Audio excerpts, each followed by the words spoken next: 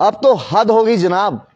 एक ऐसा मामला सामने आ रहा है जो आपने कभी जम्मू कश्मीर में सुना भी नहीं होगा और ना ही देखा होगा। यह मामला कहीं और का नहीं है, यह मामला सरवाल का है और खबर पुलिस से जुड़ी हुई है। मैं आपको बताऊं कि सरवाल की बात करें तो वहां पर कुछ लोग सरवाल चौकी के अंदर जाते हैं और उस चौकी अफसर के साथ साथ मुंशी पर भी हाथ उठाते हैं और जो वहां के चौकी अफसर और मुंशी के गिरफ्त में व्यक्ति था उसको छुड़ा के ले जाते हैं। क्या आपने पहले कभी सुना कि पुलिस आम जनता की सुरक्षा के लिए है? आम जनता पर अगर कोई कुछ ऐसी घटनाएं आती हैं तो वो पुलिस के पास फरियाद लेके जाती हैं और कहती है कि देखिए जी हमारे साथ ऐसा हुआ, अब आप देखिए कानूनी तौर पर क्या हो सकता है। लेकिन आज तक आपने जम्मू कश्मीर में ऐसा कोई मामला देखा ही नहीं होगा जहां पर एक व्यक्ति को जो है पुलिस ने गिरफ्तार किया, सरवाल चौकी में रखा और उस व्यक्ति के साथी आते हैं और वहां पर अंदर जाकर वहां के चौकी अफसर को मारते हैं। इसके साथ साथ वहां पर मुंशी पर अटैक करते हैं और अपने व्यक्ति को वहां से लेकर फरार हो जाते हैं। बहुत सारे सवाल जो हैं अब पूछे जा रहे हैं। सोर्सेज की मान के चलें तो यह मामला कुछ देरी पहले का है जहां पर सरवाल में एक व्यक्ति को बुलाया गया था।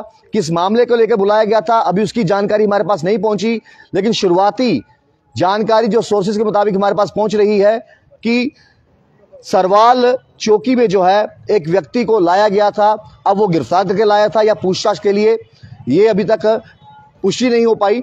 लेकिन हम कानून के, जिसको कहते हैं कानून के रखवाले या फिर आम जनता के रखवाले, पब्लिक सर्वेंट जिन्हें कहा जाता है, अगर अपने ही थाने में, अपने ही चौकी में पुलिस वाले ही सेफ नहीं है तो आम जनता सेफ कैसे होगी।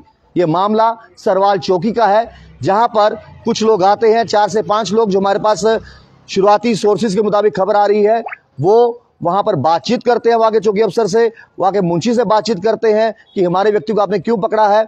और वो बातचीत जब हाथापाई में पड़ जाती है तो 4-5 व्यक्ति वहां पर जो पहुंचते हैं, हो सकता है ये आंकड़ा 3 का हो सकता है 6 का हो, लेकिन शुरुआती सोर्सेज के मुताबिक जो खबर हमारे पास पहुंच रही है वो लोग सरवाल चौकी के अंदर जाते हैं, वहां के चौकी अफसर को मारते हैं, वहां के मुंशी को मारते हैं और अपने व्यक्ति को उठाकर वहां से रफू चक्कर हो जाते हैं।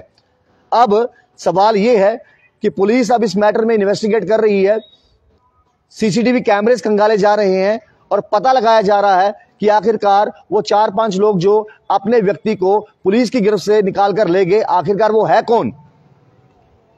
बड़े सवालिया निशान जो हैं वो खड़े हो रहे हैं। अब देखना यह है कि पुलिस जब तफ्तीश करेगी, उस तफ्तीश के दौरान क्या चीजें निकल के सामने आती हैं। क्या वो एक आम व्यक्ति हैं, क्या वो क्रिमिनल हैं, क्या उनका कोई पुराना क्रिमिनल रिकॉर्ड है।